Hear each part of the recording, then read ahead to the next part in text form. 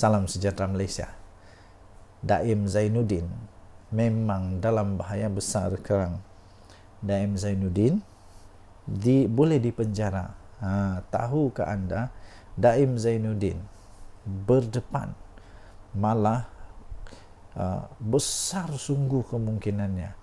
Mungkin pada pendapat saya lah, sebab saya ni orang kampung, tidak pandai undang-undang, kan, tidak pandai undang-undang. Tapi ketara sangatlah Daim Zainuddin yang didakwa kerana telah gagal mematuhi notis mengisytiharkan harta. Dengan dia tidak isytiharkan satu akaun bank, itu masih okey lagi lah, boleh tutup sebelah mata.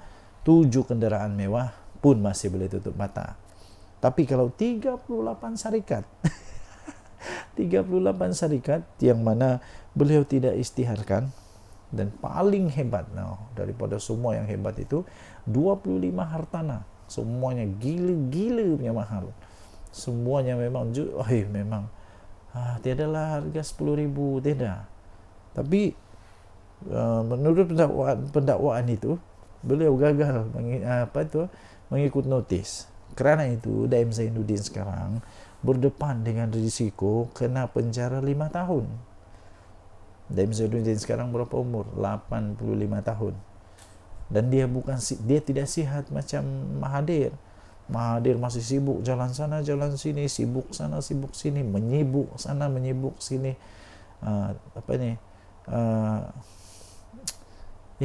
Menyibuklah. Sudah 99 tahun pun Mahathir. Daim Zainuddin 85 tahun. Kalau dia kena penjara, entah macam mana dia mau hidup di penjara tahu. Saya pun bingung juga. Jalan pun sudah susah. Kadang-kadang disorong dengan kerusi roda. Kalau dia kena penjara maksimum 5 tahun. Dia umur 90 tahun baru keluar dari penjara. Itu kalau sudah selesai tahun ini lah. Kalau tahun depan baru selesai, atau 2 tahun dari sekarang, 90 lebih tahun baru Daim Zainuddin keluar dari penjara. Kalau dia kalah dalam kes ini, itu dia punya risiko.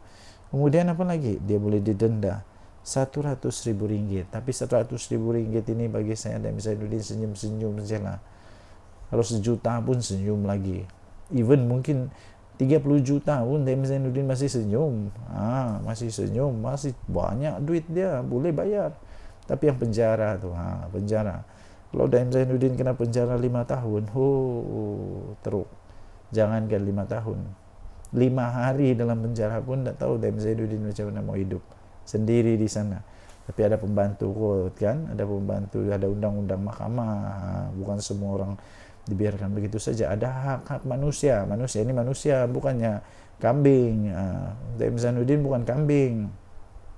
Daim Zainuddin bukan kambing yang dibiarkan begitu saja. Tidak. Ada mesti adalah dia punya cara-cara untuk membantu dia lah. Tapi inilah di dalam section 36(2) Akta Suruhanjaya Pencegahan Rasuah Malaysia tahun 2009 yang membawa hukuman maksimum penjara 5 tahun atau denda RM100,000 jika sabit kesalahan.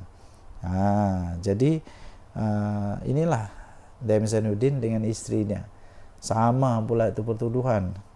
Naimah 66 tahun didakwa di Mahkamah Session atas pertuduhan gagal mematuhi notis agar mengisytiharkan hartanya, termasuk Menara Ilham serta beberapa aset lain di sekitar Kuala Lumpur dan Pulau Pinang.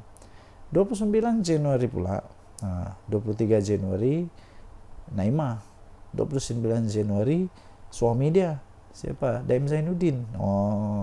Tak lama tu, berapa hari saja, 6 hari saja. 23 hari bulan isteri, 29 hari bulan suami isteri dua-dua kalau masuk penjara. Romantik. Okey, jadi kita harap ada keadilan lah untuk dua-dua mereka ini. Kalau salah, biarlah mereka salah. Kalau mereka perlu dihukum penjara, hukum sajalah untuk pengajaran, supaya jangan buat macam begitu. Denyut nadi suara rakyat bergema di channel ini. Jangan lupa tekan butang subscribe, like dan share. Malaysia kita punya, cintai Malaysia aku, kita jaga kita. Tinggalkan komen anda. Apa pendapat anda? Adakah istri Daim Zainuddin dan Daim Zainuddin patut untuk masuk penjara?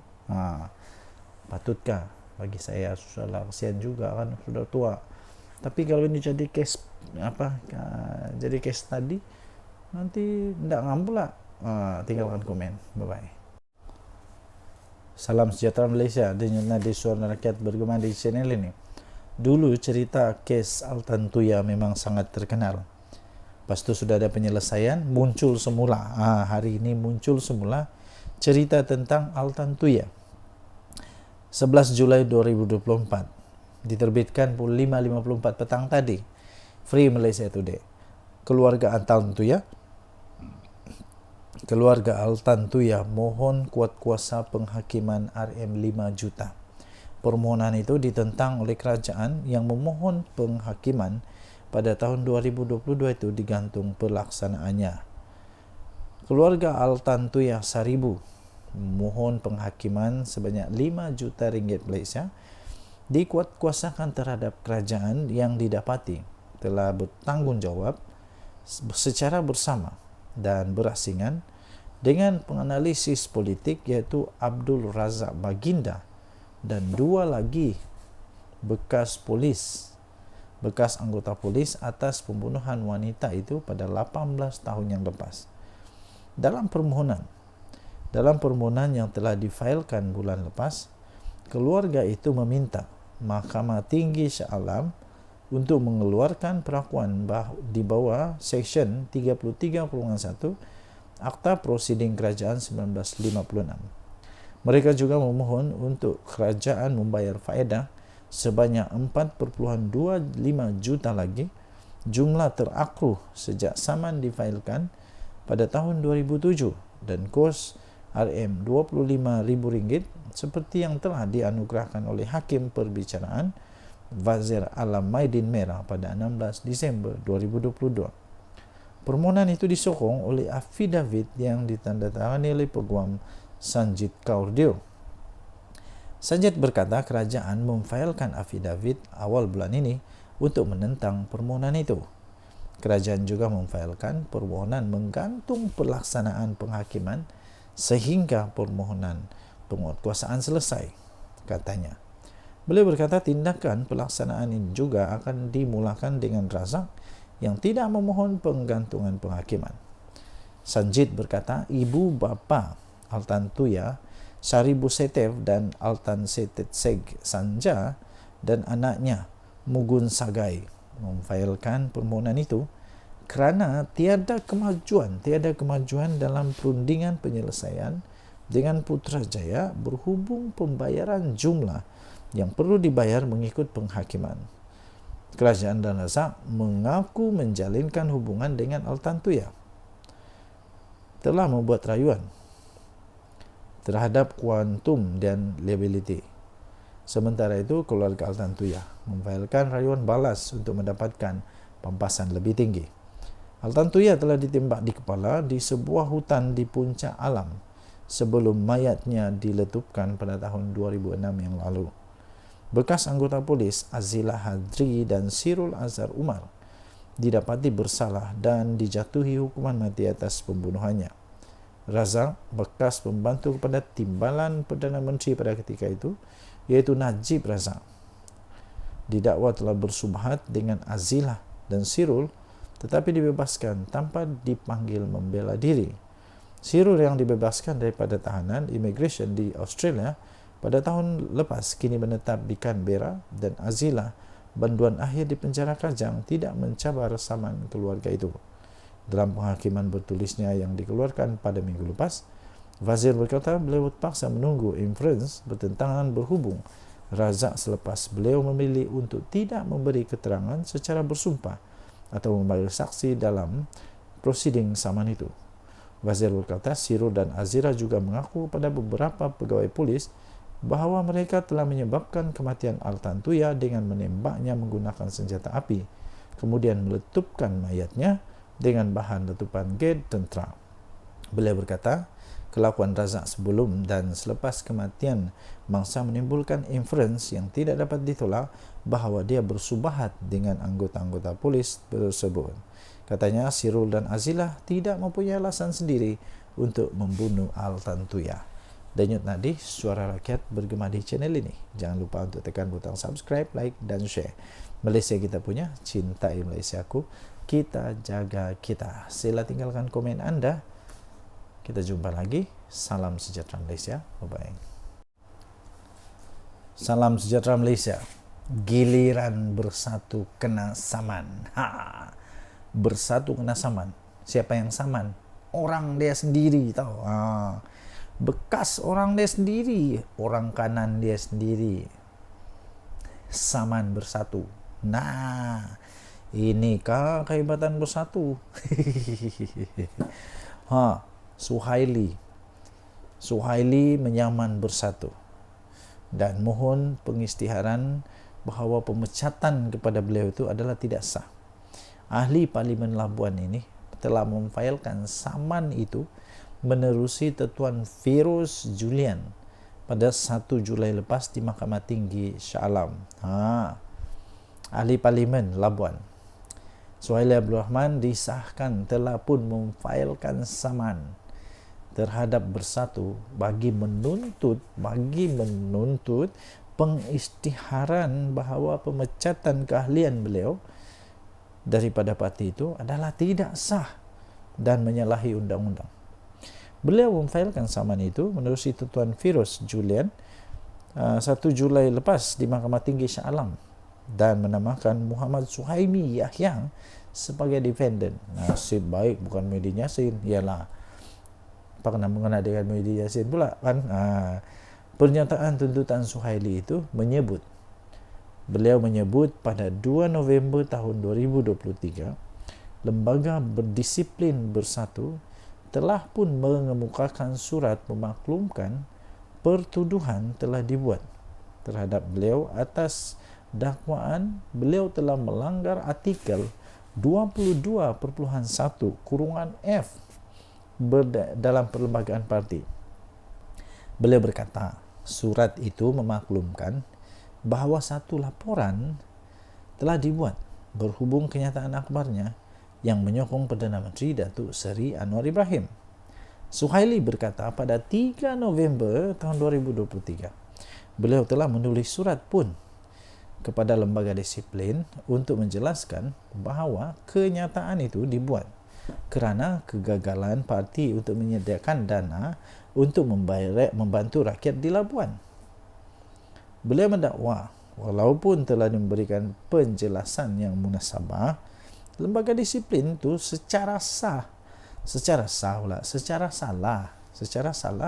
di sisi undang-undang dan tidak rasional, yang telah memutuskan untuk menggantung keahliannya selama 6 tahun. Selama 6 tahun pada 7 November tahun 2023. Susulan daripada itu, Suhaili berkata, beliau menyaman parti itu melalui Setiausaha Agung Bersatu sendiri, Hamzah Zainuddin, di Mahkamah Tinggi Kota Kinabalu pada 19 Disember tahun 2023. Namun kes tersebut telah dibatalkan selepas mahkamah berkenaan memutuskan ianya perlu difailkan di Mahkamah Tinggi Malaya. Pada 17 Mei lepas, Suhaili mendakwa menerima surat daripada Setiausaha Agung memaklumkan bahawa beliau telah dipecat secara automatik atas alasan telah memfailkan saman terhadap parti itu berdasarkan artikel 10.2.6 Perlembagaan Bersatu. Susulan daripada pemecatan saya itu katanya, Setiausaha Agung turut menyatakan bahawa saya bukan lagi seorang ahli parti dan oleh itu kerusi parlimen saya hendaklah dikosongkan, katanya dalam kenyataan itu. Jadi ini pening kepala sudah ni. Jadi yang penting memang rasanya Suhaili ini memang sudah hilang sabar dan sekarang dia betul-betul saman. Dia betul-betul saman bersatu. Kali ini memang betul dia marah lah. Okey, jadi inilah kehebatan bersatu, kena saman oleh ahli sendiri, bekas ahli sendiri. Dulu ahli, sekarang bekas lah. Denyut nadi suara rakyat bergema di channel ini. Bye-bye. Salam sejahtera Malaysia. Denyut nadi suara rakyat bergema di channel ini. Kalau saya bagi satu teka-teki, mungkin semua orang tahu. Salah satu Malaysia tahulah siapakah manusia di Malaysia ini yang dulu pernah kena saman fitnah, kalah. Lepas itu dia pergilah minta derma. Minta tolong supaya dia dapat bayar saman. Siapa dia? Saya bagi clue sikit lah. Dianya bekas UMNO. Lepas tu tiba-tiba sekarang entah apa kejadiannya, dia pula sekarang macam jadi musuh besar UMNO. Siapa dia? Papa Gomo lah. Siapa lagi? Papa Gomo sekarang nih memang bermasalah besar. Dia boleh berhadapan dengan penjara atau penjara. Dia boleh dipenjara berapa tahun? Penjara 3 tahun maksimum. Dia boleh dipenjara 3 tahun. Kesian Papa Gomo. Kalau Papa Gomo yang sekarang ni 41 tahun. Aku baru tahu rupanya aku lebih tua dari Papa Gomo. Muda lagi rupanya manusia ni. Baru 41 tahun. Saya ni dah dekat 50 tahun. Wah, rupanya muda lagi Papa Gomo ni. Papa Gomo tidak fikir panjang kan tentang masa depan dia. Kalau dia kena penjara 3 tahun, dia sudah ada rekod jenayah sebagai banduan. Papa Gomo memang dia boleh dipenjara 3 tahun maksimum atau denda RM5,000 atau kedua-duanya jika sabit kesalahan. Silap-silap sudahlah kena penjara 3 tahun, kena denda lagi RM5,000. Kenapa? Kerana Papa Gomo telah didakwa dengan dakwaan apa? Apa itu? Papa Gomo telah menghasut berkaitan dengan isu pemilik KK Supermart dan N Superstore Sdn Bhd terhadap Sultan Ibrahim, yang menghadap Sultan Ibrahim. Kita tahu ceritanya. Dulu ada satu isu itu jadi isu yang panas, isu yang menjadi akhirnya sangat-sangat panas. Akhirnya yang di Pertuan Agong campur rasanya di Pertuan Agong terpaksa untuk dirayu oleh pemilik KK Supermart and Superstore Sdn Bhd ini untuk dia minta ampun, merafak sembah minta ampun. Yalah, takkanlah pemilik KK Supermart ni jumpa dia orang pula, takkan dia jumpa Papa Gomo pula. Mestilah dia minta ampun, minta maaf kepada wakil tertinggi agama Islam Malaysia, iaitu di Pertuan Agong. Jadi kerana itu dia itu Papa Gomo didakwa menerbitkan kenyataan yang bersifat menghasut. Hairan jugalah, Papa Gomo kena. Lepas tu siapa lagi? Che Gubran pun kena. Siapa lagi? Entahlah siapa lagi lepas ni. Jadi anda rasa adakah Papa Gomo akan menang atau kalah? Kalau dia menang, macam mana dia boleh menang? Kalau dia kalah, kenapa dia kalah?